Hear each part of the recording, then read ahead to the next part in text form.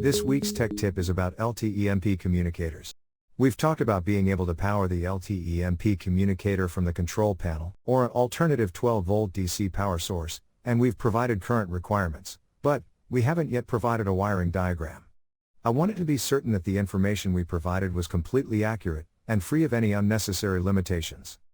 After working with engineering, I have created a wiring guide for using 12-volt DC auxiliary power to power the LTEM, with a convenient current calculation worksheet.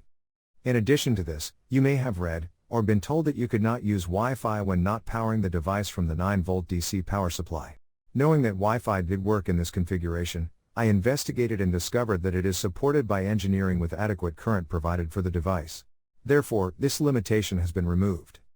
The LTEM can be used with Wi-Fi and a 12-volt DC power source. Just make sure you provide enough current for the device to operate. This wiring guide will be posted in the comments, and will be available from my webtech. One last thing to remember: to keep the UL listing for the device, the 9-volt DC power supply must be used. We hope this information has been helpful for you. Please share this tech tip with anyone you believe could benefit from it.